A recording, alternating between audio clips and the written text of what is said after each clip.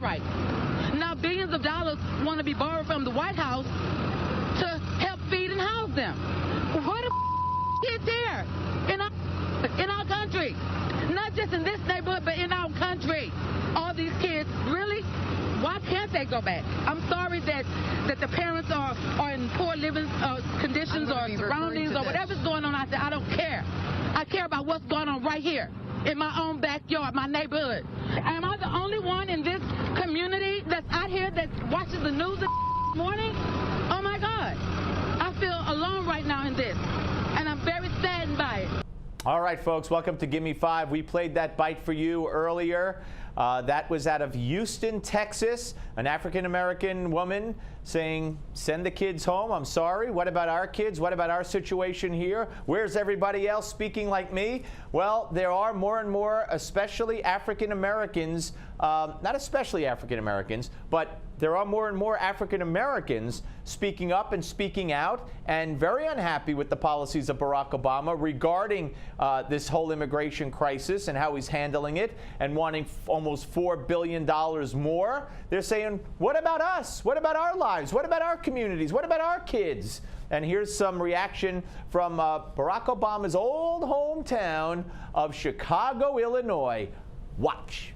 He's going to go down as being one of the worst presidents ever. Today, if you look at the time that we brought here as slaves 400 years ago, we got the same results today. We live like we live in Beirut somewhere.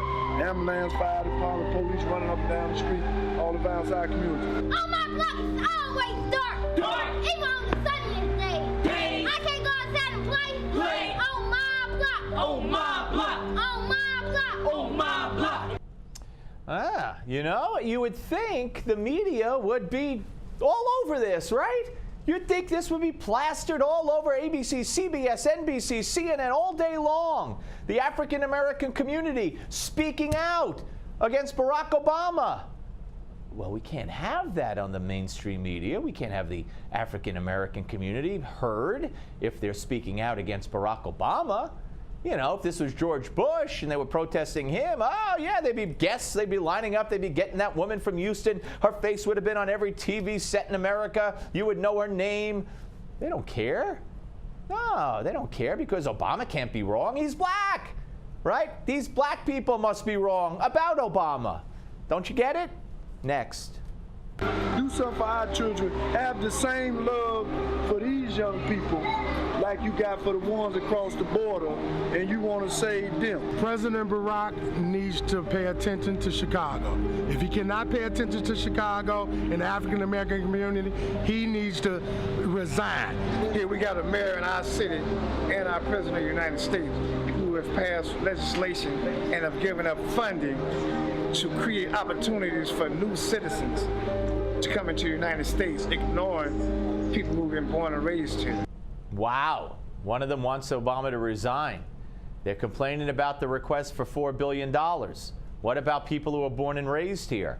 Gee, you think they have a problem with a black man in the White House? They're criticizing Obama. Must be, some of them might be a little racist there, you know, percentage of them. Just ask Eric Holder. Next. With the president setting aside all of these funds for immigrants and forsaking African-American community and African-American families, I think that's a disgrace.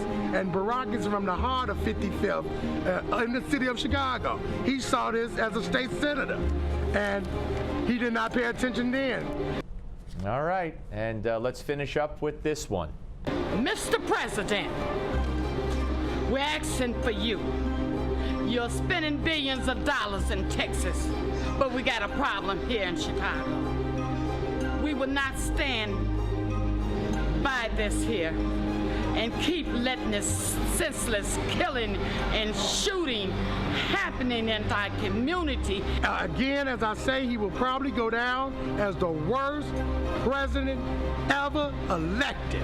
Bill Clinton was the African-American president. All right. Hey, you think you'll see that anywhere else? Wake up, mainstream media, on the Steve Malzberg Show.